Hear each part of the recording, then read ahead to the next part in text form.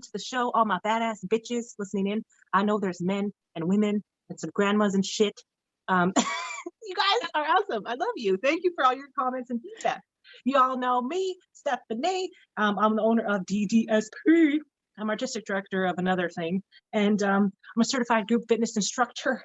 And I'm third in Manitoba, strongman and Scottish Highland Heavy Games athlete. And I'm fabulous. And I'm a panda and I twerk for free. So you can check me out on YT and IG if you want to see some ass. If you don't want I feel like you're really missing out on OnlyFans, and that could be another stream of revenue. So okay, we'll look into that. I love ass. Ass is a beautiful thing. So thank y'all. People pay for ass. People do pay for ass. So listen, people, when you're doing the deadlifts, you want to get more followers, get an ass angle. If you don't believe me, ask Alyssa. That's right. You're welcome, Alyssa. So today's episode is all about overcoming challenges, like things that suck in your life. And I know y'all have sucky things in your life, because if you're listening in, that means you need an answer. Hallelujah. I'm not Jesus. I'm not a pastor, because I'd get kicked out with all my swearing and shit. But I am bringing you the love, the Holy Ghost of the strongman world. And also a side of protein shakes. So anyways, today's theme, you know it, and our guest is the one, the only Jackie O, like Cheerios. Hey. Oh, like jack-o'-lanterns. Jackie O, like Jackie Chan. All the wonderful things in life. And that's a big O, like, oh, damn, shit, girl, you strong. So anyways, she is like a strong woman. I hate saying strong man. Can we please change that acronym to strong person or something? Oh, I know, I'm so liberal. Anyways, she's known as Jacked Jackie, okay? And on her handle. And she has graduated from the college with Kiniesology in Sports and Excercise Studies. And yeah, she competed in Frisbee, which is so funny. No offense, dude, but like, I'm so bad at Frisbee. Like, how do you throw a disc like not sideways and actually hit shit and catch it? I don't know. I just get. It's all about that external rotation and that flick of the wrist. It's all about the flick of the wrist. Flick of the wrist. That's like a song, isn't it? I think so. Yeah. Anyways, so she placed 6th in the strongest women in the world in 2019 and placed 1st in nationals in 2020. And if you guys don't know what that means, you better fucking check it out, because you have to go against a lot of really strong ass bitches to even get to 6th. So it's pretty amazing balls. Yeah, she's currently strength coach teaching strongman classes at Rise Strength Lab. That's right. You got it. It's a laboratory of awesomeness and strength. It's a laboratory of gains. Yeah. Get them gains. So we're gonna find out what's in her lab, what's in her mixes, the science of the Jackie O, and how to become just as equally awesome. So yeah, thank you for listening to today, guys. So Jackie O, you are amazing. And thank you. How are you? Thank you. So where like they're looking for you? What province, city are you in? Where can they find you? I am in Saskatoon, Saskatchewan, Canada. I refer to myself as Queen of the North here in Saskatchewan, just because I am the only pro up here in Saskatoon, Saskatchewan, all the way up north. Yeah, it's about 2.5 hours north of Regina and about 5.5, depending on how you drive. 5.5 hours east of Calgary and about 12 hours west of Winnipeg. She is wow. Well, anyways, she ain't lying. She actually hangs out with Bailey, which she was on her show before. So if you want to be around 2 badass bitches in one place, you can go to her gym. Anyways. Well, Bailey's in Calgary. I'm in Saskatoon. We were in Saskatoon together. Bailey was in school in Saskatoon, and that's where we met. Okay. And now she's shacked up with some guy in Calgary. But that's why she's getting married. I'm just kidding, Bailey. Bailey. It's all bullshit. But I mean, have you seen her? Duh, of course she's shocked up. Duh. So anyways, there's more amazing things about her accomplishments, but I want to get to the meat of this conversation today. So you talked about a lot of different challenges you had to overcome in your youth, in your teenage years, and as a woman and a sport. So let's talk about that. Like, what are some of the challenges you had to overcome when training for strongman in your personal and professional life? Boom, boom, boom. Well, personal. I started training in 2016, and you and I had a conversation last night, and I kind of dove in a little bit there But yeah, for the first year I had some training partners, and like I said, me and Bailey were in Saskatoon together, so we trained together. But then she graduated and moved back home to Alberta, and then for the last since 2017, I've been training alone. So that was definitely a big thing to overcome. Playing in I've always played in team sports my whole life, so I always had my place on the team, and like everyone knows, like everyone has a place. Like I was the funny person who kept the spirits alive, who kept everyone laughing, who kept everybody happy, and like kept the mood up, right? And then I also transitioned that if someone hurt one of my athletes on the field, I was a mama bear that would just grizzly charge at them and take out their ankle. So like I knew my role on the team, but then once I moved into strongman, it's very much an individual sport. It's not a team sport at all. Like there's camaraderie between athletes, and like you have girls cheering you on and stuff, but it's very much you train alone all the time. And that was for me. Like it's not like that for everybody. I know some gyms, there's plenty of strong, but I'm the only one. I'm the only pro up here in Saskatoon. There are other strongmen that train up here in Saskatoon, but my hours are so different, so I train alone.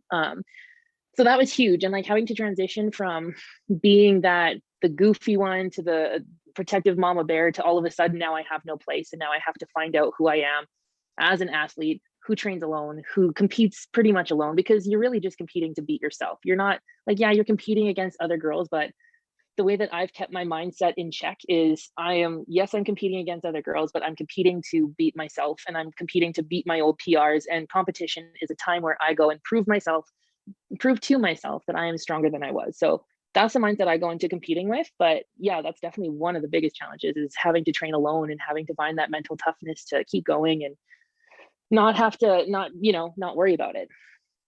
So I know that you started weightlifting when you were a teen, and that you had experienced some bullying and like struggle with eating disorders, which is like something I like to talk a lot about, because I feel like we always have misperceptions of what someone with eating disorder looks like.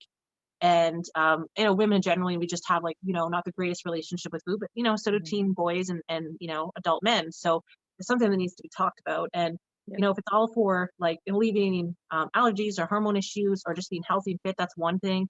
But we've become like so extreme on both ends that it's rare to find people that are at like a healthy body weight. They're either like crazy, like over workout, or just like under workout. So finding that balance is like really important. So like I know you ain't a doctor, girl, but obviously you had to do things with the PCOS to be able to train for strongman, because hormones affect us as women hugely when it comes to training, just in general, even if you don't have something off.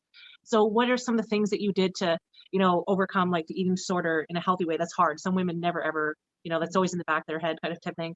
How did you overcome that? How did you fix like the hormone issues that you were experiencing, for people who want to start looking into that, to maybe suspect and don't want to get caught up, in all the social media stuff that might be incorrect information. And like in terms of body image and loving yourself, like obviously strongman did that for you. How'd you get there? So yeah, those three things. Okay, well, you might have to keep me on track because I might rabbit trail, which is quite normal for me. So the whole eating disorder thing started when I hit puberty. So probably like 13, 14, I started to experiment with different like diet pills, which as a 13-year-old girl, you should never do. So when I was, like yeah, I not actually good. like I went to the hospital when I was 17 because I like heart palpitations, and I was taking like, I don't want to say the name because I don't want to get sued, but it was like, that was one of those capsules that was like thermo burners, but back then they weren't regulated or monitored at all. Yeah. So yeah, it raised my heart rate like way too high. So anywho, yeah, I can relate. I did that as well. Yeah. So when I was 13, I went to Zeller's, and with the shoveling money that I had earned, I bought myself some diet pills that only grown, well, let's be real, nobody should consume them. However, they're targeted for mature women, not young preteen girls. So I bought that and I was taking it, and it was hard on me. Like I would get weird hot flashes, but like in my mind, I was like, this is going to make me skinny, because I was the really tall girl. After puberty, I shot up to 5'10". None of my other friends were as big or as tall as me. And I wasn't big by any means. I look back on pictures and I was skinny as heck. But in my mind, I was big because what did we have? We had low-rise jeans that showed your butt crack, and we had fashion magazines that perpetuated this fashion. And it was the whole body image thing was skinny girls, and I was not a skinny girl. And I had peer pressure around me from people that were really close to me that would be like, looking a little big today. And it was just like, wow, words like that to a 13-year-old girl to hear over and over and over. It's just like, what do you think she's going to do? So I go to Zeller's with my little kitty purse, And I go and I buy the weight loss pills and I take them. And I remember one Sunday we were out for lunch and we were at a Chinese restaurant, and I was sitting across from my mom and dad, and I passed out sitting down for no, like I just got super, super hot. My vision just dialed in, and then I just passed out right there. That's And mom and dad were like, what is going on? And I was just like, I'm fine. I'm fine. And I woke up and I'm like, I'm fine. I'm fine. I'm fine. And they're just like, are you sure? And it was just like, I wasn't being checked in with. And there wasn't any questions like, oh, what's going on? Because I was that kid who was like, I'm tough. I can take care of myself. And then my parents were just like, okay, she's tough. She can take care of herself. So like, there was never that check in, like, what is actually going on here? And so the weight loss pills led to diuretics, and I started to take laxatives for a whole year from the age of 14 to 15. I would take laxatives for a whole year. They were super cheap. Again, at Zellers, $4.50 a bottle for a bottle of 50, or 100 for a bottle of 100. And I would take the maximum recommended dose, which was 8 pills twice a day. Yeah. So I was shitting myself, well, once a day, but like the first set of pills in the morning would kick in, and then the last set of pills in the night would do like finish the job. So it was just like, I was getting no nutrients. I was probably wrecking my body. Obviously, I was wrecking my body. Yeah. And so for a whole year, and then I started to get the validation comments like, oh, you're looking really slim. Ooh, you're looking really slim. And I'm like, yes, it's working. And like my body weight was trying to go up because I was growing. I was only 15 years old. My body was trying to mature. And I think my weight was stuck around 155, 160, and it kept fluctuating. And like, for me, that was super heavy because girls my age, they were 120, 130. And here I'm the big one. And I was so insecure about that. And so it wasn't until I forget the incident of why I stopped taking them, but it was just like, I was just fed up. And I think I just got sick and tired of hearing everyone's comments, and I just started snapping at people, and I just stopped taking it. And I started to work out a little bit more. And then I think when I was 17 or 18, I was like, okay, no more pills. I'm actually going to get healthy. I'm going to eat healthy, or try to anyways. And like, I grew up in a middle class to lower middle class home. And so like, you ate what was on the table. And if you didn't eat it, you know where your bedroom is, you can go there. And when you're ready to come eat, you can come and eat it cold. Like, that's the house that I grew up in, right? So it was, yeah. Assholes, they're all assholes. Yeah. No, I get it. I'm a mom now. Shit. Yeah. Go to your room. Expensive ass organic fucking bitch ass crap. Organic isn't like, all that it's cracked up to no, be. No, I'm just saying, it's like the amount of meat. I'm like, you know what, kid? There's your crackers. There's your yogurt. What else? Put that on a crack up. Yeah. Get creative. Yeah. So I invested in Beachbody P90X. Tony Horton was my very first coach. Oh man, that sounds so much like me. And so for 90 days. Oh, go ahead. No, I just want to go back to some key points that you were saying about the, before I forget there, like earlier on when you're talking about, wearing a bikini and like the culture. There was a culture that was allowed, right? Like if you were a teacher, you were allowed to call kids fat, parents allowed and grandparents were allowed to call a kid fat. And like, it's so different to now, but it was just like, if you, like you said, didn't fit that image, didn't matter what your body type was or genetics. It was like, it's like you weren't allowed to be a part of society, right? Like if you were not visually appealing, not just the opposite sex, same sex at different ages, you weren't allowed to be around. And I mean, you're lucky you didn't die. Like for sure, like you said, damage to your body definitely, occurred from that.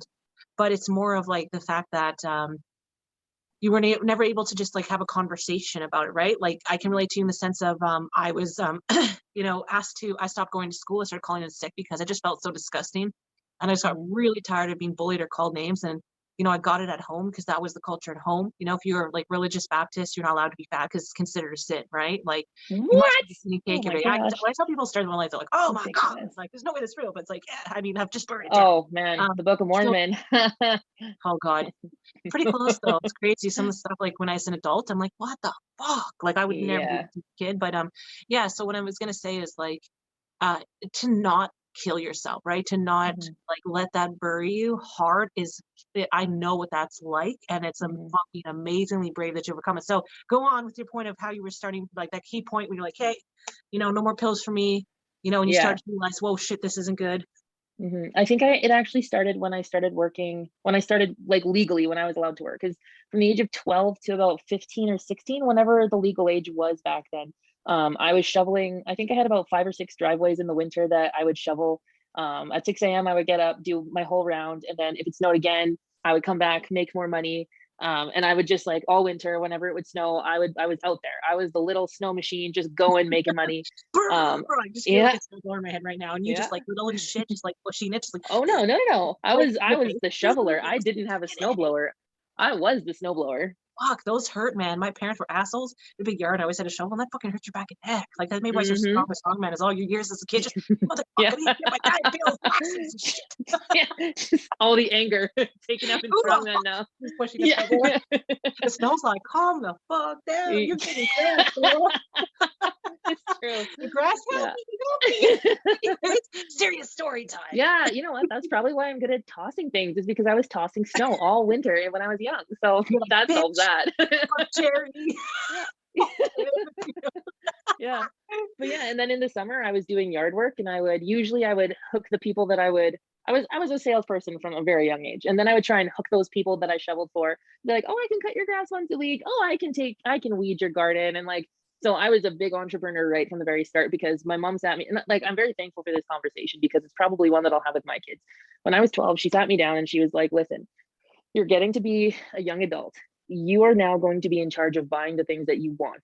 I will buy you what you need, socks, underwear, toothbrush, whatever. But if it's something you want, like new shoe, like fancy shoes that aren't practical, electronics, stuff like that, you have to foot the bill for that. And so you got to go get a job. And I was just like, my heart sank, and I was like, but I'm only 12. And my mom was like, well, that neighbor over there, look, they haven't shoveled their driveway yet and they're old. You can start marketing yourself with the old people. And I mean, so I did. And so I started making money. In the summers, I would do lawn care. And then when I was legal, my very first job was at a daycare. So I think I was about 15 or 16, but I think I When I was stopped taking legal. laxatives. Yeah, when I was Sorry. legal, when I was Just the way that legally word able was to used. work in Canada. And when I was no longer child labor, Yeah. you know, Yeah, Really? exactly. you were like, I'm So- making money now. I don't need to shit myself today. Man, being a young entrepreneur, old people stiff you. This Yeah, one they do. lady, This is good experience. she tried to pay me in a rug that she made. And I was just like, I don't want this. Like, what is it? She's like, What? oh, it's payment for a rug. It was a rug. It was a shag rug that she made. And it's just like, listen, I'm sure that there is time and effort that went into this, but I'm here for cash. I'm not here for a rug. This is not an exchange of goods. Here, This is Missy, when you get service up to the first payment. apartment, here is a rug you could put by your door, by your bed. It's probably one of those ones that you string. It's like one of those like paint by numbers, but it's like It was pretty super cool. Like, she did a good job, and I used it as an under blanket for when I used to have a horse to put the saddle on. But like, you ride horses too. I had a horse and I had no idea what I was doing, so I sold her. Oh shit! Did you get knocked the fuck out? The horse like fuck off me, you know, Bucky. You over there. I had no idea how to like round pen, and then she was getting to the age where it was time to saddle break her, and I was like, I am not getting on this horse. And the So horse is it was like, just smack me again, ho. Yeah. I will fuck you up over that. there were They're like, so "Hey, many of those days. Yeah. We're not compatible. Move on. Yeah. So yeah, it wasn't until I started working at the daycare where I was just like, you know what, I can't keep doing this. Like, I am so tired. And that was the thing, is I was tired all the time. And it was because of that. And I wasn't eating enough, and it just wasn't good. So then when I started like working, when I was legal to work in Canada, that's pretty much when I stopped, because like, it wasn't sustainable. How was I supposed to keep a job with no energy?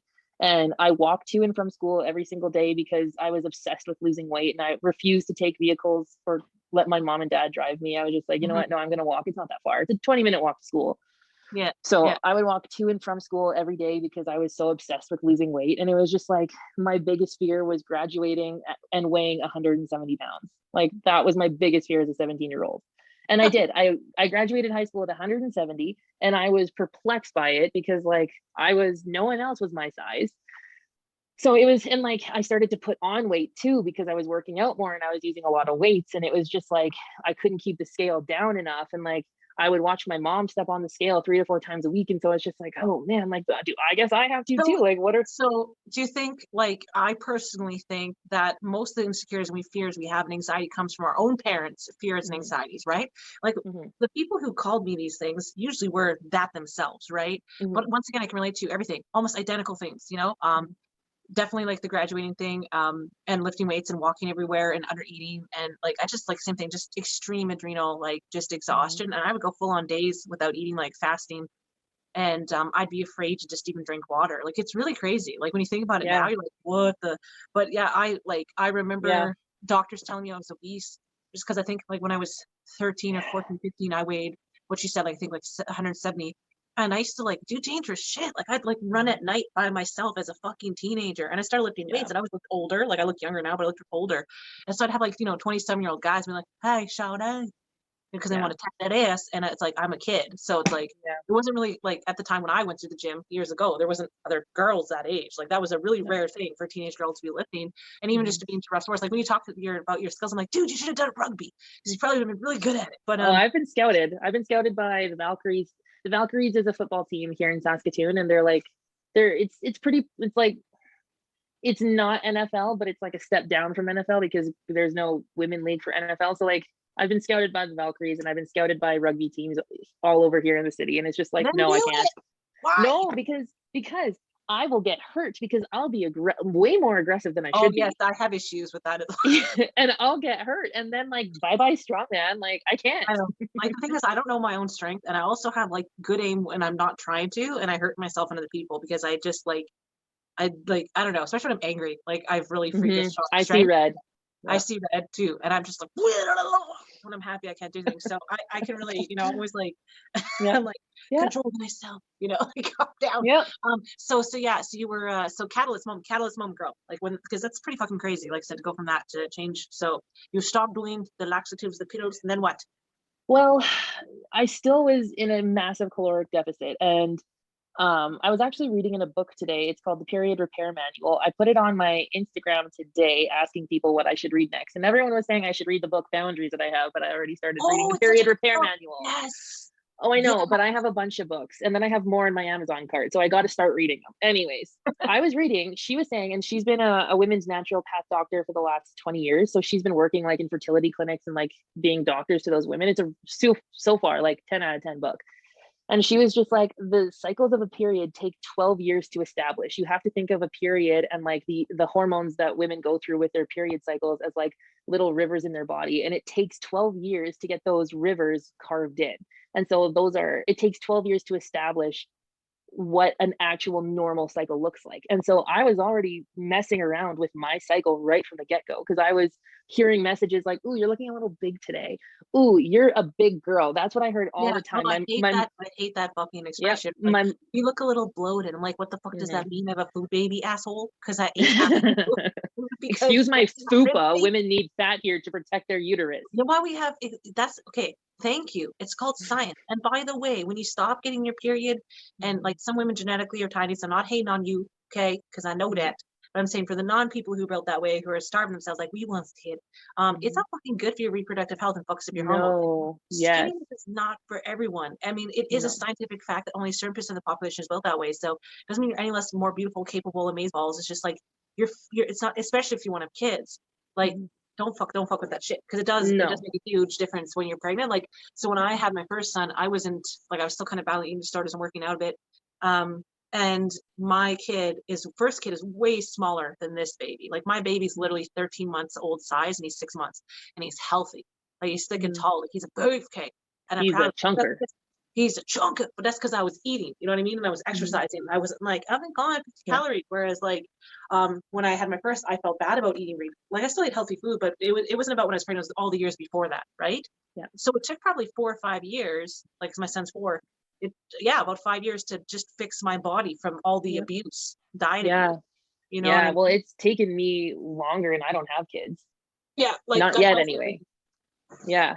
And so there was a point where, because like I look at my dad, and I'm built like my dad. Like I'm tall. I have my mom's flat butt, and I'm very jealous of my dad's bubble butt. But I'm very tall. I have exactly, and I don't have it. I'm building it though, so I'm getting there. You have I have my dad butt like me. My husband.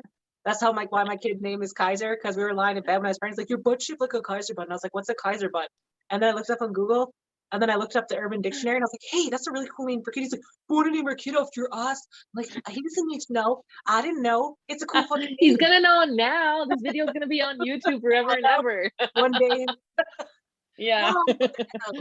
Yeah. So like, I'm built like my dad. I'm tall. I got broad shoulders. I got really long legs. Like I'm built like my dad, minus his butt. And so anyways, I'm when I was 16 or 17, I was like, you know what? My body wasn't made for this. There's no way I'm gonna look like those girls in the magazines. Because I also worked at a shoe store, so it was very fashion forward. Like we brought in all the latest trends, and then we were told to study the fashion magazine so that we could see what the fashion was, so that we knew how to sell it and what to pair the shoes with and stuff like that. So I was very much immersed in fashion, and I had to study it. And it was just like me studying these girls who I look nothing like. And it was just like, you know what? I'm never going to look like that. There's absolutely no way. So I'm just going to lean into how I've built. And so I have big shoulders. So I'm going to work on my shoulder strength, and I'm going to try and get my arms strong. And like I have long legs. So I'm going to work on my speed, and I'm going to work on this. And so it changed more to a goal based orientation, but I still was caught in that cycle that you could be smaller. Ooh, your love handles are looking a little thick today, like stuff Up like and that. down, So, as they call it. yeah. Yeah, like it didn't matter what job I did, whether it was like retail or I was always like on my feet. I was always doing like I was always moving. And it's like, yeah, there's always those fucking comments and like, Yeah. back in the day you can work in retail shops if you were a certain weight. You know what I mean? Because they didn't even have anything over large a lot of times. Even 1X's were hard to find. Yeah, And absolutely. if you were a size 16, 18 or 13, even 13, they're like, you should go kill yourself like right now. Yeah, 12 was big. And I was a 12 when I was 16, and I was Yeah, me too. big. But it's crazy to me because like I had a flat stomach. Do you know what I mean? Like I wasn't obese by any means, but yeah, like when you're talking about just the comments, the way that people speak to you, like it's really hard to get that out of your head. And like I said, when you're training and you're doing these things as a strong woman, as a woman, in a sport that's like mainly a man's sport, right? Like it's considered male sports. I mean, obviously things have changed, but I just want to know how you like overcome sometimes memories or like comments. Like it's like you've obviously won that battle, and like I said, not a lot of people do that. So how, I mean, that's a lot of years of like people nitter natter, right? Like in your ear, like Yeah. how did you get past that to the point where like I don't give a fuck, I'm beautiful? Well, first of all, it's still an ongoing battle. Like it's still something that I have to nip in the butt every time I get those thoughts, because they're still there. And like I was going to make a comment. The worst part about those comments is that they came from adults that I trusted. Yeah. Those comments of the body shaming came from adults that I trusted. And so I was not being validated by the people I should have been validated from. I was being put down because of my body from people that should have been validating me. So that was tough. So that was the biggest mental barrier ever, because it was just like these people that are put in your life, or that are put in your life for you to trust, you can't trust them. So it was a big mental, like huge mental mess. And it was just, it wasn't until last year, because like there was a point in time with my strongman career in 2019 where I was my mental health was in the shitter, and I was not doing good. I almost gave up my pro card. Like my mental health was awful in 2019. And it wasn't until the fall of 2019 that I sought counseling and I started to get help. And now once every 2 weeks or once a month or something, I'm talking with my counselor, and like I'm a much healthier human for it. And there's lots of little ticks that I can recognize now and then correct it, because it's like, that's not normal. Like you shouldn't be waiting for someone else to validate you. You should just be validating yourself, because people have let you down in the past with that. So the people that you've trusted, you really can't trust. So they have to earn that back. 100%. And so then yeah.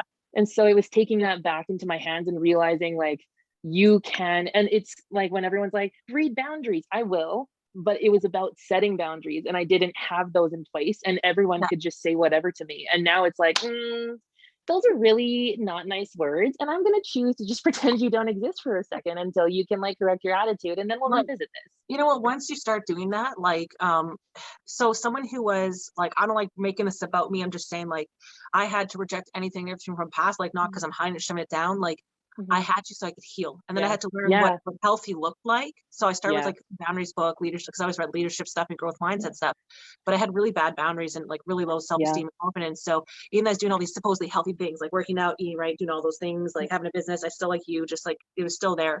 And so I took a bunch of parenting courses, and that triggered so much trauma, like having my first kid, because I was like, holy fuck. Like then I realized how bad shit was. And so I had to grieve, I had to process that. And I kept taking parenting courses, and like if you can't be real and in your healing process, like with people around you, then they're not the people you're supposed to be around. And like women need to not apologize for that, and men too.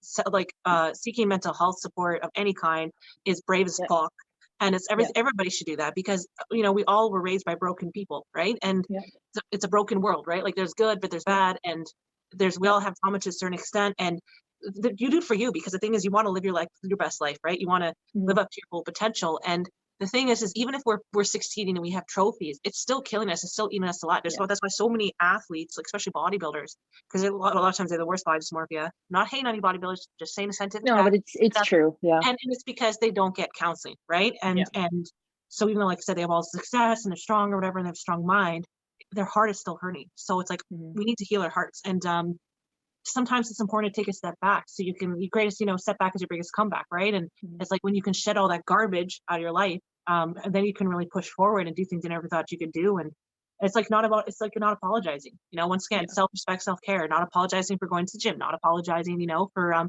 even having challenges. Like, I don't care who the fuck you are, pro card or not, like you said, everybody has challenges, everybody has times when they don't feel beautiful or they feel like shit. And I think we'd actually have a lot more support by the good people around us, fans, friends, whatever, followers, if we just freaking were real on those down days. You know what I mean? And not just fake positivity, because that's the thing too, where it's the opposite, where it's toxic positivity, where it's like good vibes only. Ooh, no negative vibes here.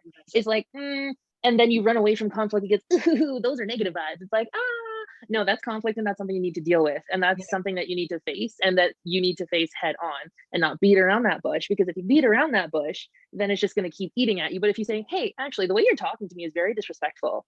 Is there a reason that you're talking to me like that for? Like, is there something that I did? And then it's just like, I don't know. It's like, okay, so then we don't talk to me like that. Thank you. Yeah. I give people like a warning, and then I'm like, you're dead to me. And once you're dead to me, like, I don't do second chances. Savage. Because I don't talk to people like that. So I don't fucking talk to me like that. Like, there's a difference between miscommunication and intentional disrespect. So anywho, I don't put people above me, and I don't like being people put themselves above me. Like, I just treat people like equals. If you respect me, I respect you. An asshole, you dead. I don't care if you blood relate. So going back kindness is not expensive, kindness is free. Amen. Preach. Hallelujah. It's true though. It's not hard. It's actually way harder. Hallelujah. Medea over there. Oh my gosh. I fucking love Medea. Like, if me and Dia were like in person, I'd fuck up the neighborhood. I'm sorry, my adductor's cramping. We're good. Keep going. Stretch. Do the cat stretch. We're good. So back to the subject. So you sought out hormonal therapy. So what exactly were you prescribed? What did you do? What changed that? Like, hormones affects your mind, right? If you have a bad my gosh. there's a direct like, we're going to talk about, she studied like neurological health, and we're going to talk about that stuff too. So we're going to tie into that basically. So so hormone therapy, what did you do? How did that change your mind? How did this, like, because it was a domino effect with all these things, right? So I avoided going to the doctor for the longest time because I didn't want to hear that I was obese, because I was in kinesiology. I knew how the BMI calculations worked. I knew I was obese class 2. I'm currently obese class 3, but also have the best blood work that I've ever had in my life. So me too. So BMI is bullshit. BMI can go fuck itself. Oh gosh. Hard. It's a good standard for general population for people who aren't athletes, pregnant women, or children. It's great. It's a good measure. Like, I have a bunch of just like older ladies that I personal train for, and it's a great tool for them because they're not competitive. They're just there to work out. They're not pregnant, they're not children. Like, it's a great standard, but it's not the golden standard, and no one should hold themselves to that. It's a tool, and I agree. It's not a tool and all, and it shouldn't be just like a scale. Populations. So exactly. So I was about 23, 22 when this one summer I was spotting. And if people watching don't know what spotting is, it's not like a heavy flow like a period. It's just like your vagina is excreting a little bit of blood every single day. I was spotting for 4 months in a row. It was just constant every single day for 4 months. I was spotting, and in my mind I was just like, ooh. And I wasn't educated with like anything. Like, I got in trouble the first day I ever got my period because I was using way too many pads, because all of a sudden it was just like carry down there, and I was freaking out, and I was just like, ah! And my mom got mad at me because I was using too many pads. And of course we didn't grow up rich, so stop using so many pads was what's going through my mom's head. So I wasn't taught in like how to use pads or tampons or anything. So even as I avoided them, because I'm like, oh no, because I grew up in a religious home too, right? So it was like, oh no, a tampon is going to take away your virginity. And so I was trying to get over that in my early 20s. And people watching, you think it's weird, but it's a total mindset, and it's like something that you have to work your way out of. That's why I'm Anyways, laughing, because it's ridiculous when it's yeah, not controlling you anymore. But in the yeah, moment, it's like the fear of the Lord. You know yeah, what I mean? It's yeah. just in your soul. Absolutely. And so I put a tampon in and I was just like, it hurts so bad. And so in my mind, I'm like, I probably scratched the vaginal walls with that tampon. Like I should probably go get checked out. And that's what was going through my mind. And so when I went to see the doctor, he was just like, how long have you been spotting for? I was like, 4 months. And he was just like, and you didn't think to come see me sooner? I was just like, no, like I thought this was normal. And he's like, we're sending you for blood work. And so they sent me for blood work. It came back. He was just like, yeah, so we need to talk. And I was like, okay. And he was just like, so this one hormone is really high in your body. And women who have this hormone in excess typically have PCOS, which is polycystic ovarian syndrome. And if you don't know what that is, that's where cysts line the walls of your ovaries on the inside. So releasing an egg is very difficult. Lots of women don't have periods for many, many months because these eggs can't get past the cysts. I think so. Anyways. So we went science. And so I went to go get an ultrasound and I got an external one because don't stick things in your vagina or else you're not a virgin anymore. And so I got an external ultrasound and the x-ray tech, she finished and she looked and then her eyes got big and she ran out of the room.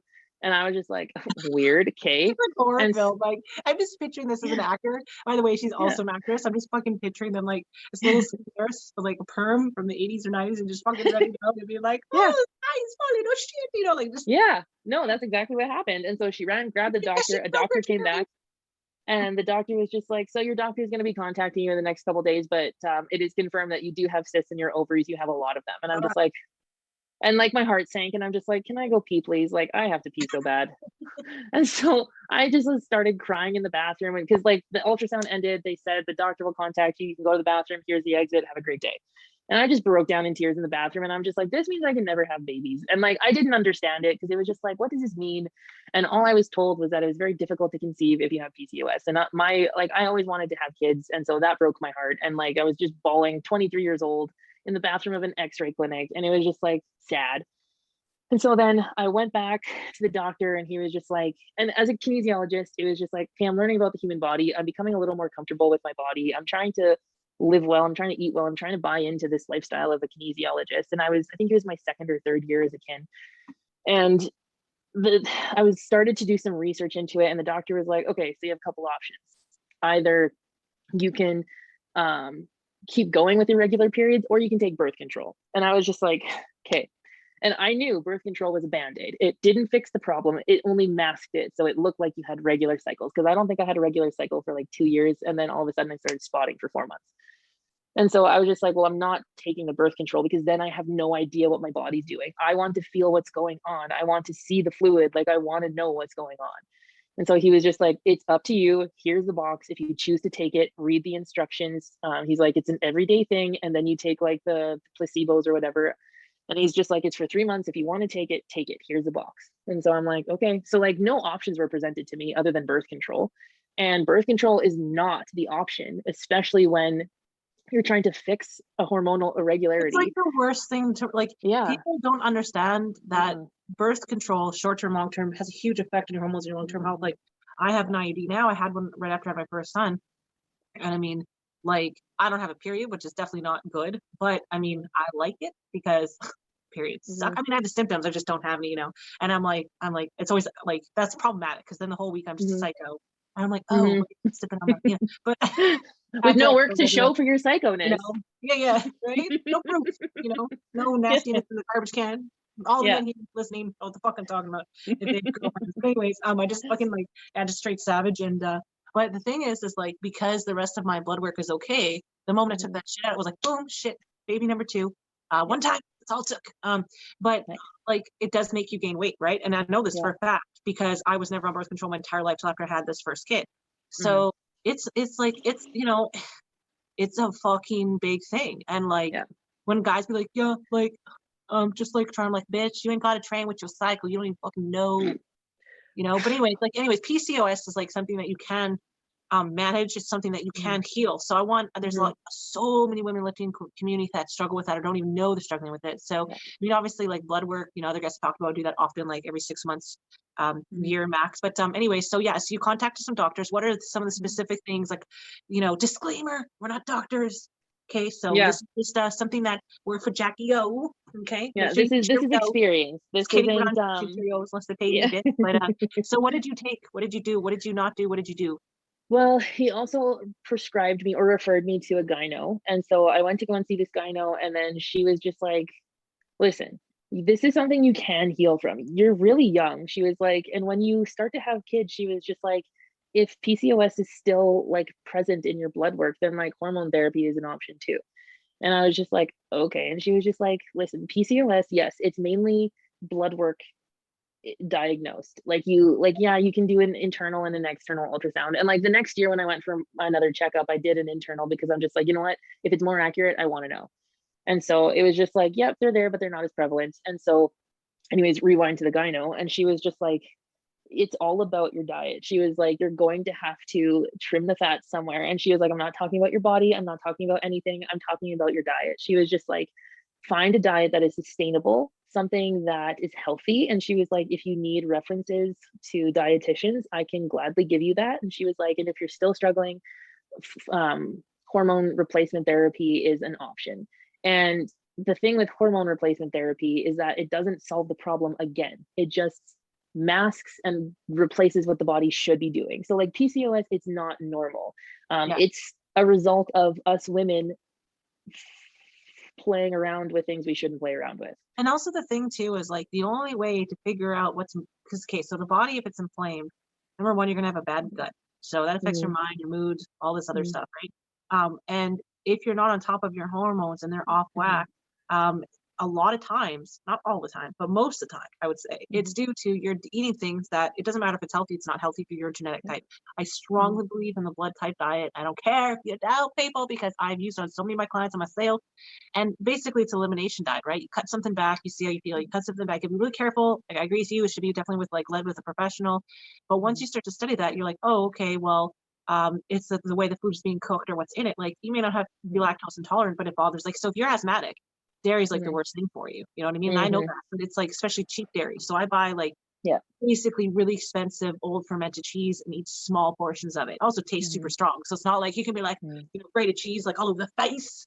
Am I the only one who has cheese? No, you're not. Oh no, we have 3 different cheeses in our fridge right now. You're good. Yeah, I always have at least 3 or 4. So so it's like it's like taking those things back and playing with it. Like, taking protein shakes and water is gross. I don't really like it, but I also know I can't drink a lot of milk, but I know that's, skim milk bothers me more than full fat milk. So you have to, it's important to understand that. And like, keto diet isn't healthy for everyone. So totally. Yeah, it's huge. Well, and that was something too, is I experimented with the Whole30 diet because someone said that, or I was reading a lot of reviews because I was looking into different diets and stuff. And like, that sounds really stupid. Looking back on it, being the coach that I am now, where like I do nutrition guidance and stuff and I have education in that. And it's just like, looking up diets was not good, but I found one, and like a couple women on the internet on like what is it? It's not Tumblr, but what's the other one? It's like a forum site, or Reddit. I was on Reddit looking at what different women, and they were all saying Whole30, Whole30, Whole30, Whole30. And I was like, okay, you know what? I'll give it a try.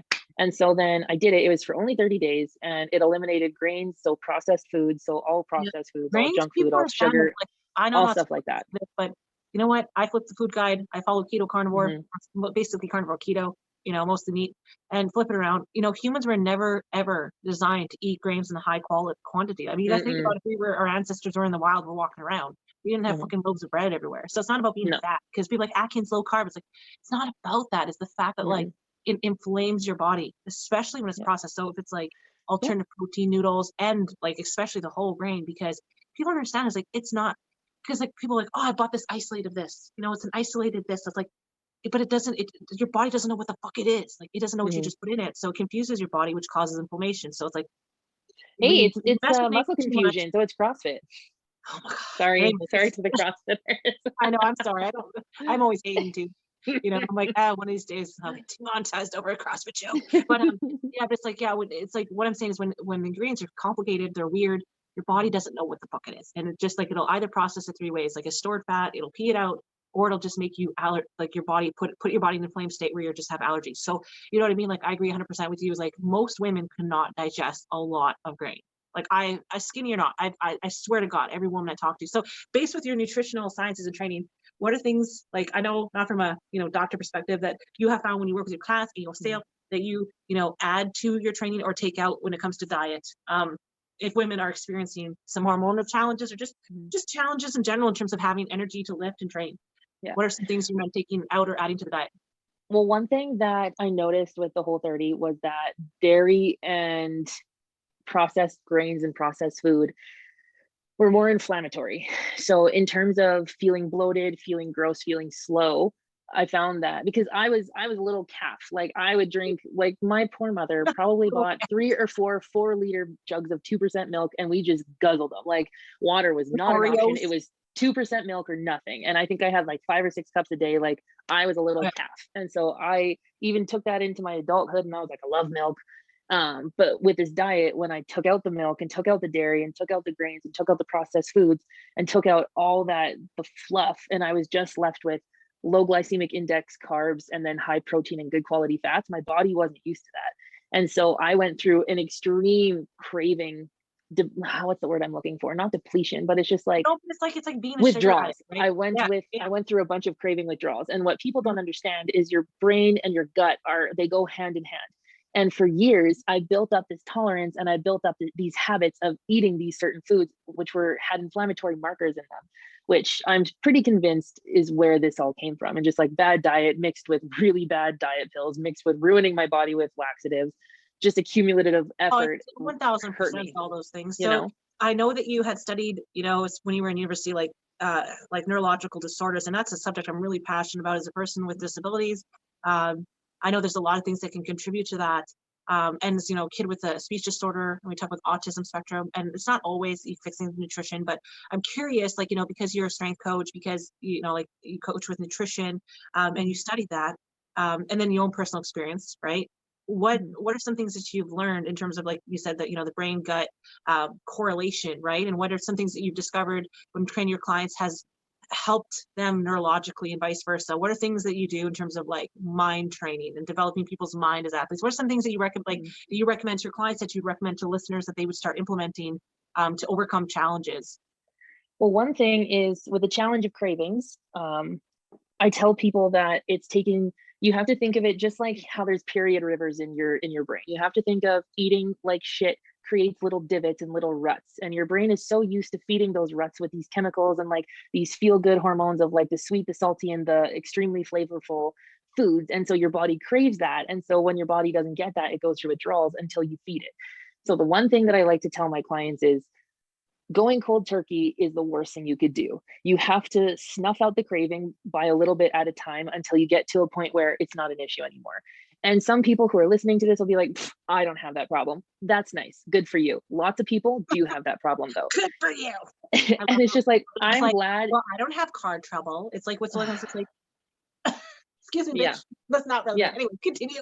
So there's no like, Karen allowed on this podcast. You're a Karen. Good for you. I'm really glad that you don't have issues with cravings. I'm really happy you don't struggle with that, but people who come to me do. So what I like to tell them is you snuff out the craving a little bit at a time. So if you're getting a craving for ice cream, feed the craving. Have maybe 1 or 2 scoops instead of 5 scoops, and have, you know, and just like say have a little bit lower every night. Sugar, right? Like get ice cream with lower sugar. You can alternate it. Like, you know, bananas have a high amount of sugar. So it's like, okay, so instead of having like bananas, make banana ice cream. You can have Greek yogurt or like low sugar regular yogurt. Yeah. Add a banana, half a banana, and smash peanuts and other things like, and follow me on Instagram, you guys, because I post like recipes all the time and shit. So if you're curious, like there's a healthy alternative to something. So everything. So for me, when I was breaking that sugar diet, craving, I went into honey, right? And then eventually I wasn't addicted to honey. I went to stevia, and I kind of broke off the stevia.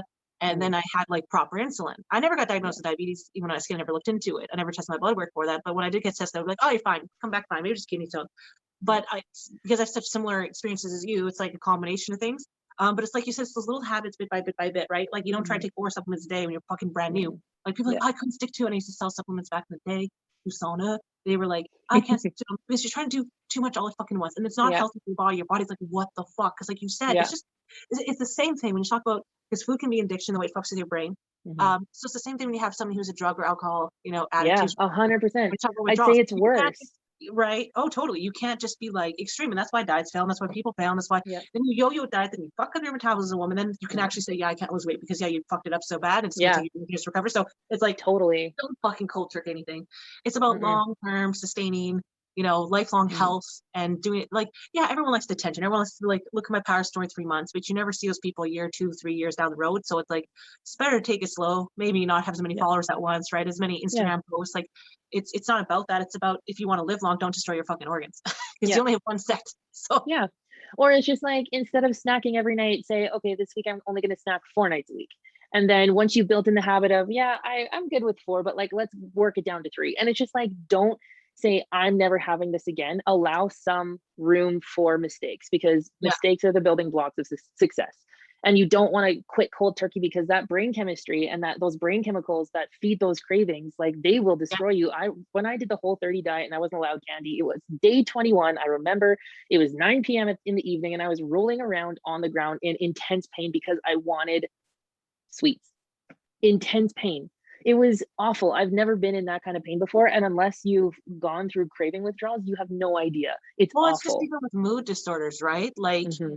it's a very real serious thing. So it's not always like Yeah. mind over matter. Like, there's chemical No, at work, and no. I hate when people shame people when they're in that process. Like, Hmm. it's not always about self-control, but it's No. important to recognize, like, there has to be consistency, but I will say till the day I die, 80/20. Like, you got to give Yeah, yourself 100%. 20% withdrawal process transition time. If you're going Yep. for 100, you're going to fucking crash and burn. I don't care who you are. Like, there's only so much mind.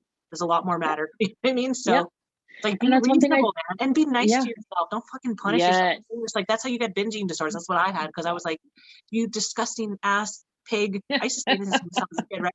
You fucking Oh, sicko. I don't know if you do this, but I definitely, I'm sure a lot of girls or people listening do. It's like, I'd plaster my fucking walls probably to the time I was 24, 25 with like bodies I wanted or things out of magazines, like yeah, motivational I did quotes. that. So obsessive. I freaked people out Yeah. because I'd have like, I wish I had a picture of it. I did back in the day on an old phone, but I had like tracking. I would track all the little things I did. Like, I put a communist sergeant in my brain, and I would, you know, I would Yeah. get mad at myself. I had to listen to this communist leader in my head being like, you like tick off all the character boxes and things I'm supposed to do. And it's like, it's Yeah. fucking, like, it's mental, like, it's paranoia. It's like, it's not Yeah. healthy.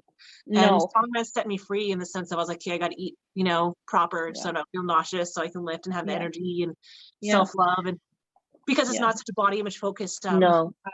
sport, I was able to focus on what really mattered, right? Which was the Yeah. health. And it's And that's crazy one how at the thing. time I was like, oh wait, I'm not a fucking eating disorder person anymore. Oh Mhm. shit, you know what I mean? I'm curious if it happened to you like that, but anyways, go on.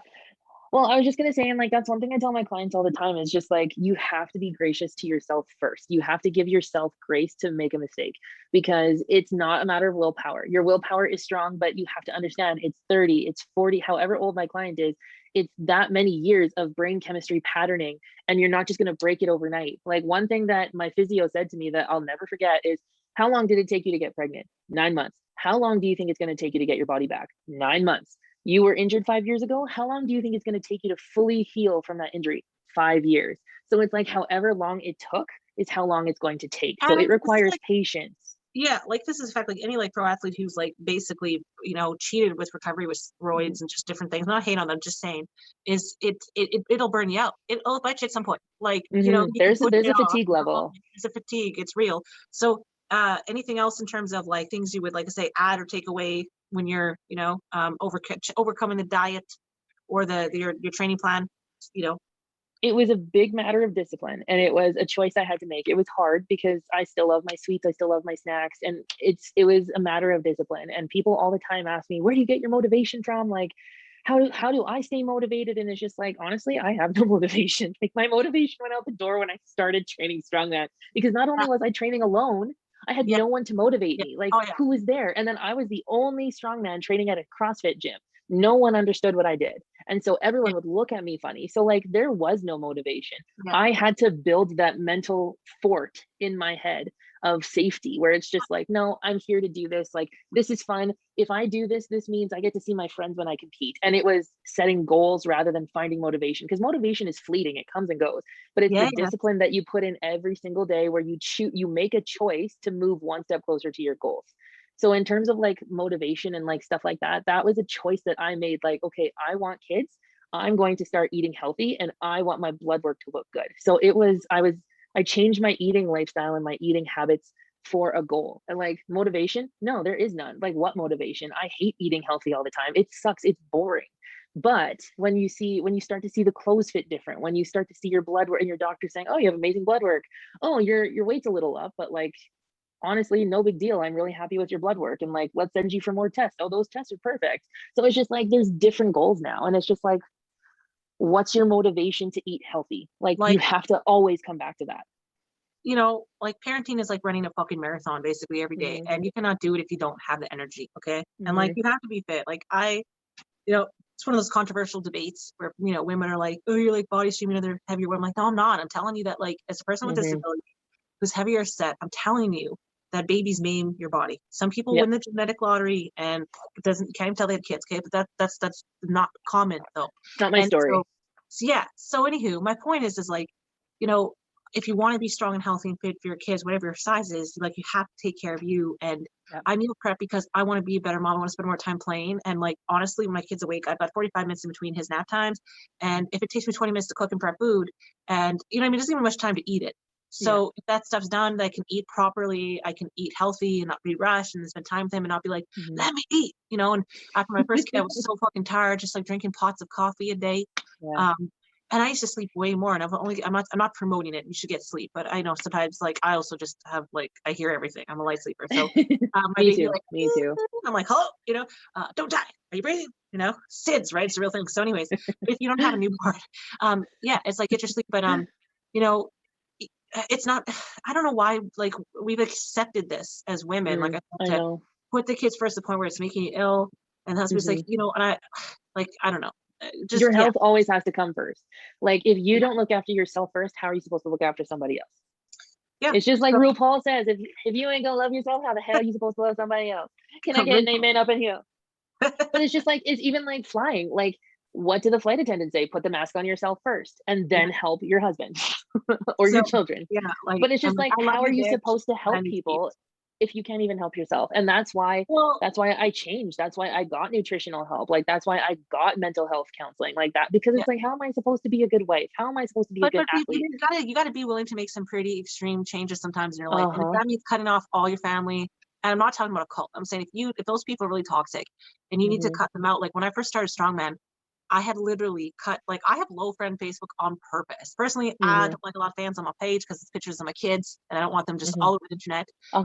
You haven't seen my Instagram, I don't have a lot of pictures of my kids on there for a reason. So don't be hating if I don't say yes. It's because, Oh, well, thank you for saying yes to me. You're welcome. I have to love it because I'm famous?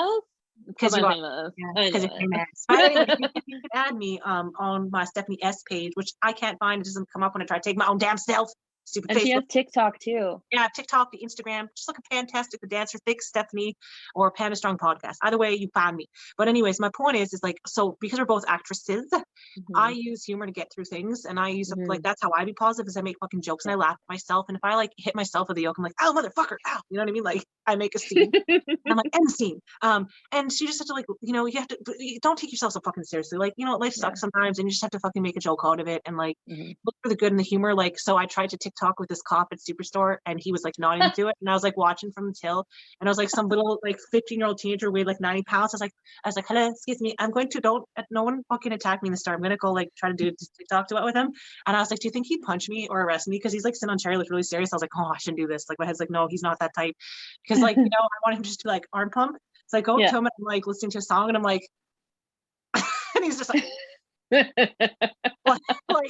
listen, my taxes pay your wage, dance. Yeah, dance, bitch. You're a public servant. Anyway, so he's like, what the fuck is this? And I'm like, I asked him who he was. He's like our age. And I was like, he didn't know what TikTok was. And I was like, listen, I'm a YouTube celebrity. I make money. And he's like, oh. And I'm like, your Facebook's like, no, not really. And I was like, okay, I don't want to be arrested. Listen, look, I'll delete it. I won't post it. You can snap. I really, really wanted to not delete it and just post it anyway.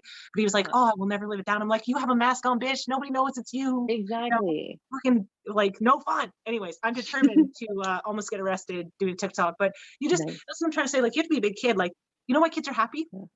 If a kid falls into like kid falls all the fucking time because he's me. He's not paying attention. He's like squirrel, and he falls down the stairs and shit. And he'll be like scream, and in 30 seconds there's like, hey, you know, his face is coming, it's all red, and I just laugh at him. Like if he falls, I'm like, oh, there's a squirrel, go shoot it. He's like, pew, pew, pew, pew. So you have to be like that. Like you have to be kind of ADD and just be like, oh my fuck. Okay, wait, I'm hungry. And I live a lot of my life like that, like limping, like when I'm walking because I'm hitting myself. Yeah, I run into things all the time too. There's always a bruise on my body. Yeah, like and so it's just like you can't like okay, so when you go back to like how we were raised and everything was we were raised in a way, our culture, our age group was raised of like do or die in the sense of like you didn't get a college degree, you're fucked. You have a grade 12, like everything was you're fucked. You don't get a husband, you're fucked. You don't have kids, everything like you're fucked. Anyways, don't get married by 21. Yeah. So anyways, that's bullshit. And once you realize that all that's bullshit and it's like not your identity, like then you can drop ego, you can just fucking live it so free. Like kids aren't like, I'm valuable because I have blonde hair.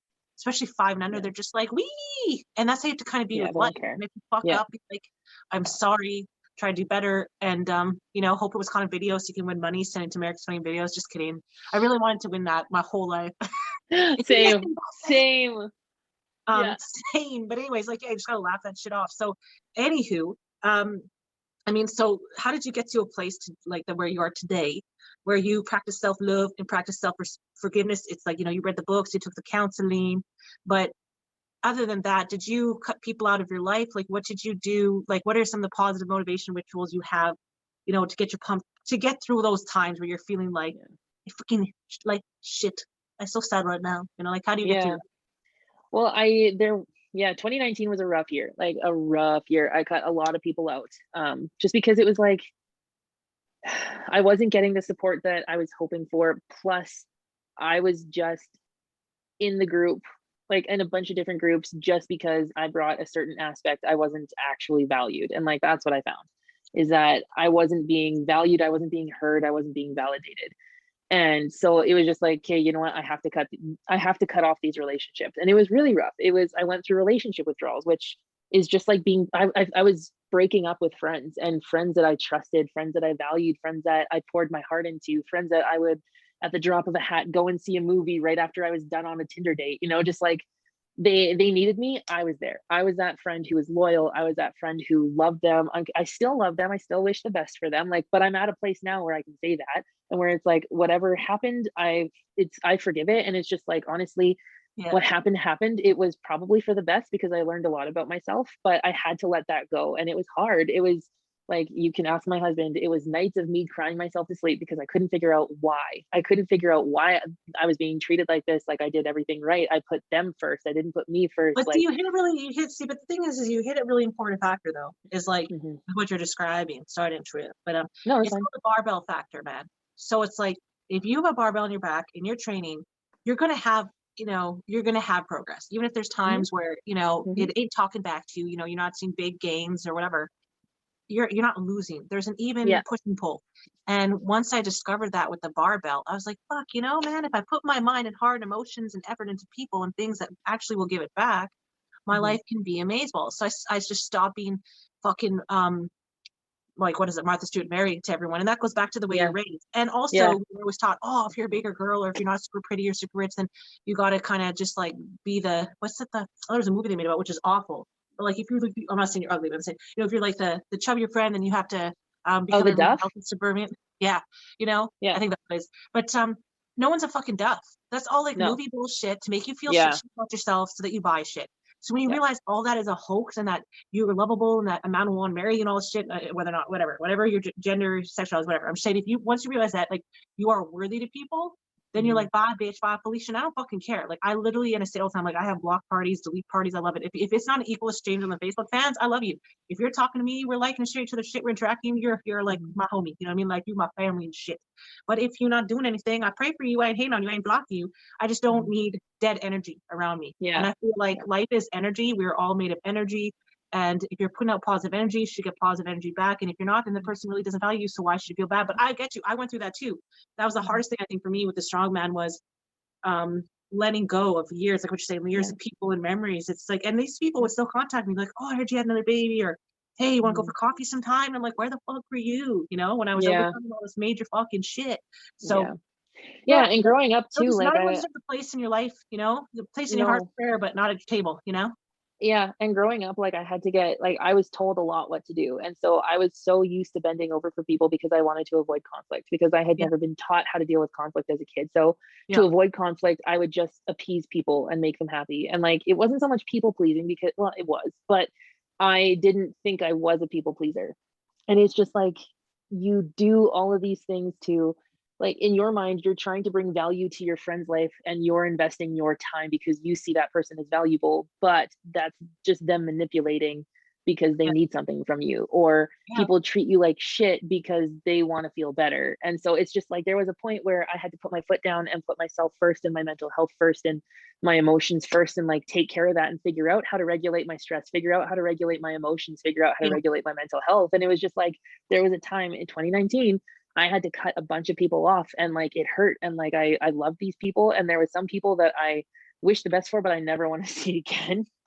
And it's just like, you know what, you do you go your own way, but you are so negative, and like I feel so angry every time I'm around you because that's the energy that you give off. And so like, it's just I'm a like I pretty happy don't want person, any man. part of So, that. like I'm a pretty happy, chill person. So like I'm not saying like I should not control my anger, be a ragey bitch. Like I know I got the dragon rage, but like I'm a pretty chill, fun, happy, chill teddy bear person. So like if I get disrespected, I have savage issues, and I try to be savage. But I mean, I was just raised to treat people with equal respect, and that's how I live. And I think that's what people should be. And whether or not you're a man or woman, like I think everyone deserves respect and love. And regardless of where you are in your life, income wise, body weight wise, whatever, we all, you know, sinners. We all have our like negative aspects to us. No one's perfect. And good friends will challenge you and convict you to grow. And you know, it's like iron sharpens iron, and help you grow. And I feel like, you know, if you're gonna be successful, strongman, or anything lifting, it's a mind game, and you have to think to yourself, like I'm gonna put in the work, and there should be a good fight. There is such thing as, like you said, good conflict, healthy conflict, and then there's just like narcissism, negative, which we talked about never going anywhere. So I want to talk about, like I said, challenges now. So we talk about emotions, mind, spirit, all that kind of thing, especially like with the church stuff and our upbringing. It's like so much common ground is the same. But like when it comes to the physical body, like obviously you and I are both like I don't see it bad way, because I don't see myself as obese. Like I consider myself healthy. My blood work says I'm healthy. But you know, it's heavier girls lifting. And are people just like, maybe it's like an older lifter, male or female, or it's a teen boy, teen girl, or someone with the disabilities, missing limbs. Like, what are some movements you know from a kinesiology perspective? Like, especially when we talk about, say, for your core, for example, like the muscles that run across, what are some key movements that you, and it's not about quick results, it's just about like long-term health, and what are some key exercises that you would recommend people going to if they're like either reached a plateau in their lifting, or they're, you know, their balance is off, they're just like, you know what I mean? Like they're just not, it's just not working, it's not jiving, not getting gains, or they're just not being able to lift technically right. What are some things that you think, you know, in terms of calisthenics or whatever, movement patterns or movements, isolated movements that you feel they could do to take on, whether or not they have a lot of equipment, outdoor, indoor, whatever?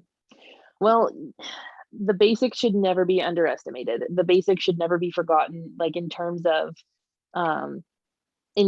lifting, the number one thing that I teach my clients is, first of all, how are you breathing? How are you bracing? Okay, let's first start at your core.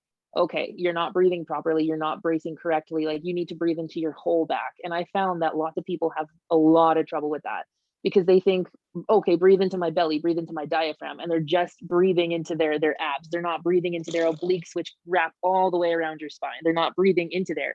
And when you learn how to brace and learn how to breathe, weight's just going to go up. And then when you put a belt over top of that, now we're cooking with peanut oil. Now, like now you have a double core, and it's just like, you know, so it's like, how are you bracing? How are you breathing? Those are the basics. And then it's just like, okay, let's start at your feet. What are your feet doing? What are your knees and your hips doing? So it's like, there's a lot of things that, interconnectedness. I mean, so I feel like this is why I'm promoting dance training, because it's a fact. Like until with Pilates, ballet, the movements that I do is like, your foot, ankle, knee health. Like if you're doing like jazz dance and jazz warm-ups and stretch and strength and stuff that you would see, you know, cheerleaders do or gymnasts, it's all very similar sciences, exercises, movements. Like they're strong as fuck, man.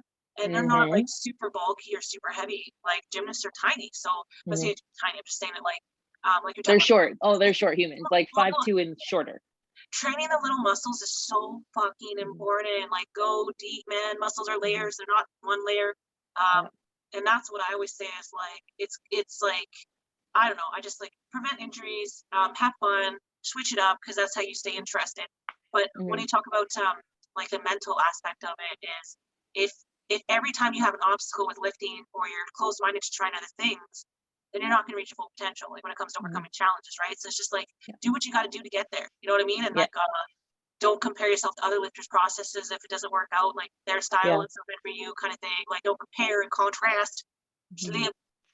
Yeah. And like sometimes all it takes is firing the CNS a different way. You know, like I get my athletes to do a lot of unilateral stuff. So single arm stuff, single leg stuff, a lot of hip hinges. It's just like, let's get that CNS firing and say, what are you doing? Because there have been so many times where I have put a big athlete through a body weight movement and they are dripping in sweat. And it's just like, nice, that's what I want. And it's a simple movement and it's bringing it back to the basics. And it's just like, you can lift poorly your whole life, but move a lot of weight, but then hit this plateau because your biomechanics are off, the way that you hinge is wrong, the way that you brace is wrong, your feet are all over the place. Like you have to strip it down back to the basics and not be scared to keep going back to the basics. Because when you go back to the basics, you hit those little muscles, you hit those stabilizers, you hit everything that builds your main lift and it actually makes it stronger.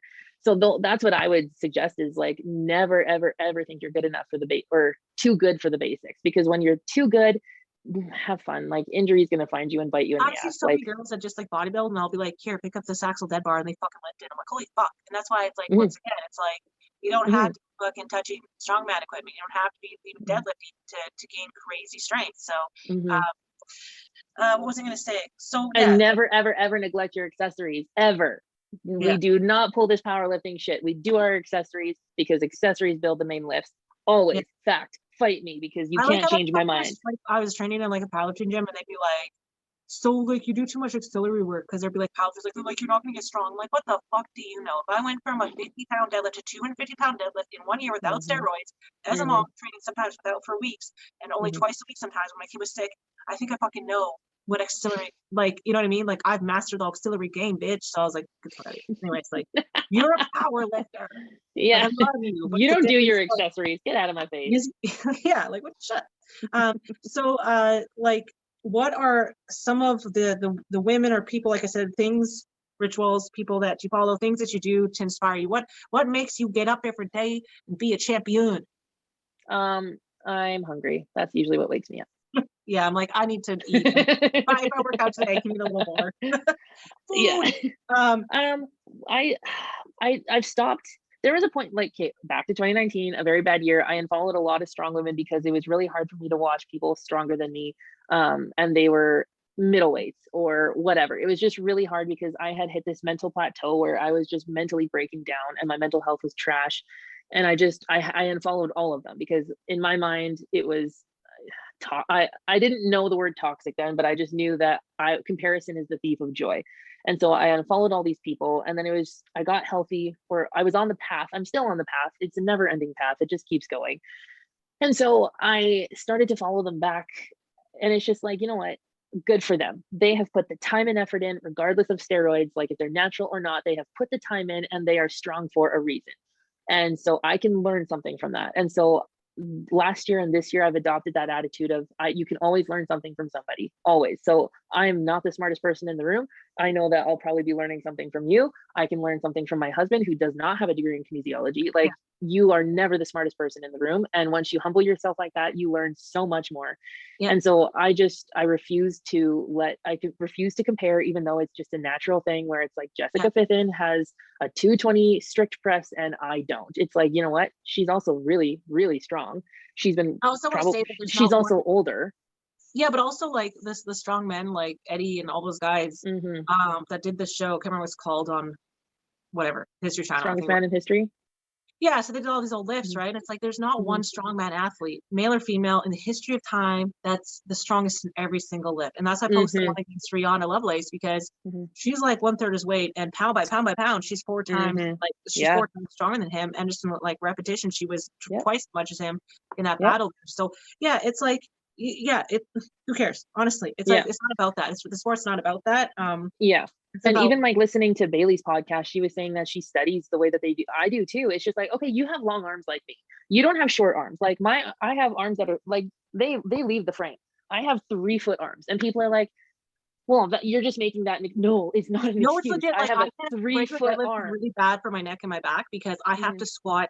I have to do quite a bit leg stance, and I have to squat at really awful angles in terms of form, because my husband's 6'7", I'm 5'9.5", and our torso is exactly the same length. Yep. Me and my husband's legs are the exact same length. His torso is long. I never find clothes that, like, this is supposed to go down to, like, I'll show you, this is supposed to go down to the wrist, and this is like, so, right? So nothing fits me properly. So my point, for is, example, I do a sumo deadlift, and I was always like, thought it was stupid, but it's like, as soon as I did sumo, someone taught me, I was around a bunch of powerlifters who were training. They're like, why don't you try sumo? I was like, I don't know, I fucking hurt myself. I have horrible hips. They're like, so I didn't. I was like, oh fuck. I was like, okay, this actually feels right. And I have to think about it, and it just was easy. I was like, okay. I mean, it's less weight because you have more, you're using different muscles, but I was like, you know, your shape it makes a huge difference. It really does. It different levers, different lengths. Like me and my husband, we have the exact same arm length. He's 6'2.5", I'm 5'11". I have a 5'11" wingspan, and he has a 5'11" wingspan. So that says that his arms are T-Rex arms. So naturally, he is way better at pressing than me. And I have to, when I coach him, I have to look at him a lot different than the way I press, because he presses so much different because his body is so much different. I have these long albatross arms, and like someone else has shorter arms and has a bigger press than me, and they're way lighter than me. And it's just like different bodies, different shapes, different levers. You can't be judging yourself based on someone else, because her arms are short as shit, and she only has 1.5 foot worth of arms. Of course she can press 3 times her body weight. Like, why is this a surprise? And so I stopped comparing myself. He did these fucking, like, he did like the military challenge, like the test you'd have to do to get into the military basic training. And it was so funny because, like, he's got thick legs. Like, he looks exactly like my little brother if he did strongman. And like, it's weird. Like, I'll just post a picture sometime. Like, same hair, same face, same fucking personality. And so it's like I have a love hate with Eddie. I want to punch him most of the time because he reminds me of my little brother. They always had it out for each other. But anyways, like, so whatever. Anyways, he's trying to like go over these logs and shit, and he couldn't because he's just like fucking chunky, and his belly and his thick ass drumstick legs. Wait till you guys buy merch in the store. Like, our legs for days shirt is the shit.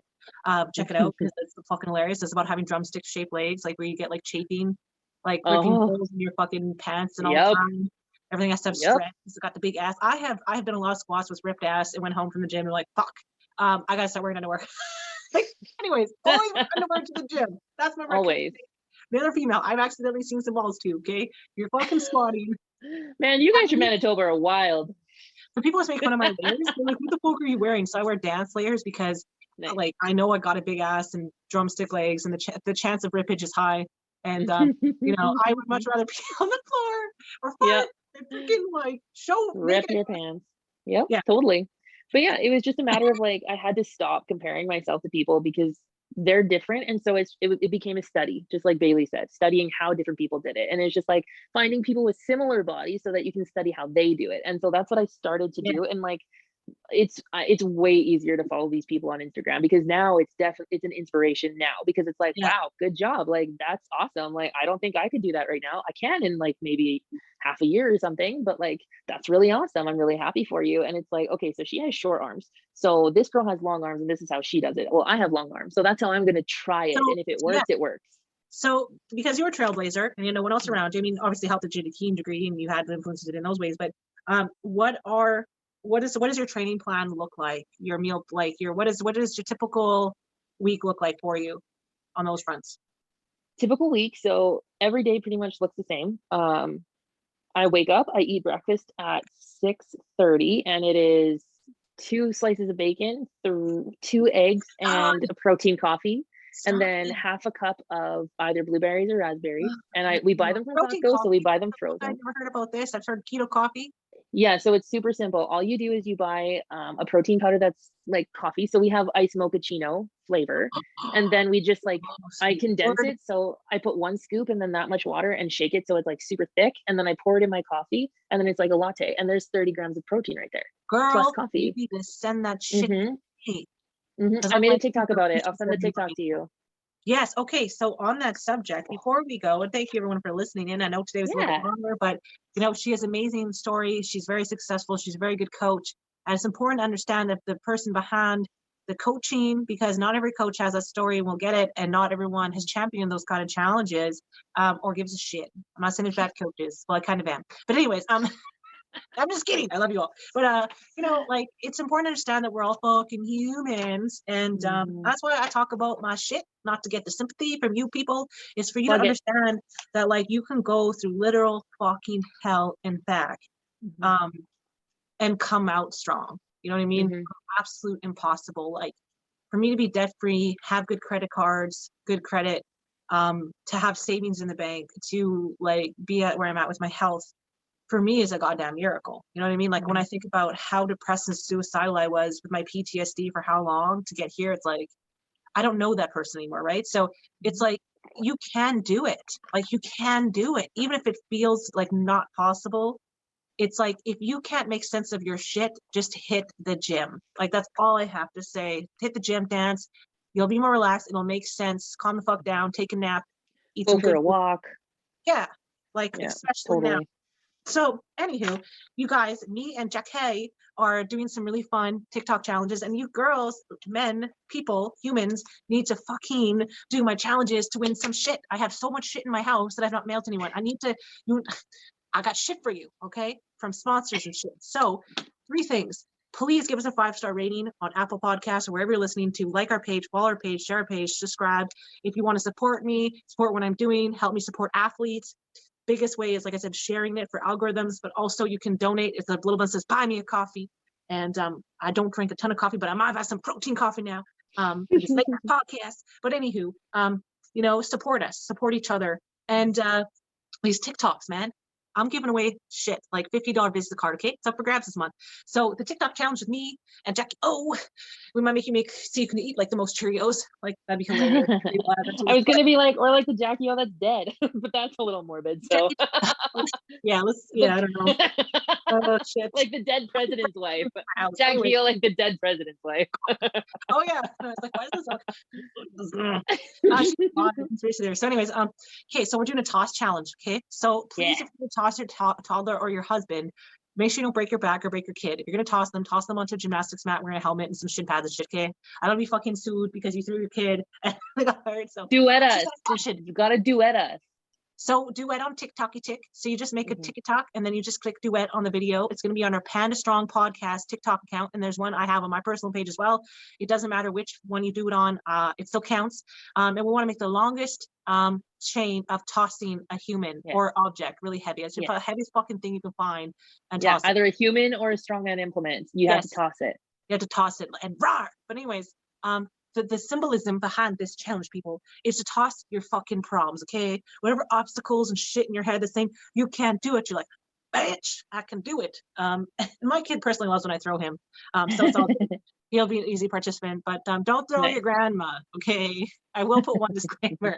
So check out the TikTok challenge. But your grandpa's fine. You can toss your grandpa. Yeah, unless he's got a kid. He's but yeah, if you want to get hooked up with Jackie O's coaching, training, services. I want to really make a commercial for you right now. Where can I find you? Your Instagram, your website, talk to me, where you train out of. Girl, come on. They can find me at jacked __ it's 2 Jackie. So jacked __ Jackie. On Instagram, on TikTok, maybe on Twitter. I don't post on Twitter. If anything, I just follow the provincial update of COVID. So don't follow me on Twitter. And then I think on Facebook, it's Jacked JB, or if you go Pro Strongwoman Jackie Bundis on Facebook. And then my coaching account is at Jacked Strength Club, all one word. And that's where I feature my athletes. I post deep thoughts because I don't really, on my personal page, I don't post deep stuff. I just post I did this, good job. Yeah, you can not say fact unless you flex. Now you have to finish your sentence while you're flexing. Oh, I can't. I just cramped. I didn't get enough sodium and potassium today. But yeah, that's where you can find me, is jacked __ Jackie for most things. That's where I'm at. So listen, I want to tell you guys, it's the biggest thing about overcoming challenges is to love thyself regardless of where you're at. So it's springtime. It's starting to get into the peer pressure of the summer bod. I have one message to you with Wear this the lockdown, bathing especially suit. Sorry. wearing the goddamn, like okay, I'm gonna tell you guys how gangster bitch I am. If you guys weren't on my Facebook before, you dig through my Instagram, you will see it. I fucking walk around in a tight bikini skirt. It's got like a little poo-poo skirt, and I like spaghetti straps, and I walk out of straight gangster with my sunglasses to the park with my toddler with sandals on, no pants underneath. I let those legs out, and I get the looky looks. Somebody's like, "Hey, what's up?" I'm like, "Ew, sick." I have a husband and a kid. You stuck up. But anyways, at the beach, people are like, "That's pretty fucking courageous." I'm like, "Courageous? Ugh, Have you I seen hate that. this?" Anyways, my point is like, fucking, you know what? Let me tell you something. The only person who suffers when you don't fucking let your self-live is you. It does not affect other people 100%. if you choose to love yourself or not love yourself. In the sense of like, you wear a bikini, does not affect them. You don't wear a bikini, it does not affect them. It affects you because you can never live life again. You can never have those memories again. So take risks. Try to pull the fucking truck. Try to log press. Take fucking risks. Yeah. It's better to live and fail 1,000 fucking times than be a little bitch on the sidelines. It's like, I wish I could. I should have could. Fuck that. Fucking, you don't need no fucking wizard. People are like, who gave you permission? I gave me permission, bitch. I don't need no permission, ho. You need to live your life like that. You know, G-rated for goodness. And Yeah. what else? I think Thomas Edison said that. Oh, well, that's because just kidding. I feel like all my ancestors be like, shh, you're getting us in trouble. Protect the bloodline. I'm like, listen, bitches, you should have put some protection filter into the genetic bloodline. It's your fault, not mine. Okay, I'm Scotch ho. What do you expect from me? So, anyways, everyone's a hoe. I also love you, but then you're still a hoe. You're just a married hoe. We're all hoes. Come on, no one's a virgin anymore. Calm down. You hoe. What's that song? I'm a hoe. And I admitted it because I did the shit. I'm like, yeah. Oh, yeah. I'm taking. Yeah, the now. TikTok song. Retired The home. TikTok song. Anyways, we love you guys. Like I said, tune in, comment, like recommendations for things, people you want to see on the show and things you want us to talk about. This is catered to you. This is for you. Resources are for you. So, you know what I mean? If you ain't talking, we ain't helping you. So talk some smack. I'll mem the shit out of you all fucking jiff, you motherfuckers. Like, let's talk. So anyways, no more swearing for tonight. It's Wednesday. Almost Jesus time. It's almost Sunday. I'll behave. So yeah, thanks for tuning in. We love you. And thank you, Jackie. Oh, You're welcome. Flex. Okay. Oh, I dropped an axle on my chest and I was like, oh. Look at those shoulders. Anyways, thanks for I'm not a tuning piece of meat, Stephanie. God. I got traps for days. Yeah. and Kaiser shaped ass. All right. So anyways, see you guys on the next podcast. Do our TikTok pictures. Bye. And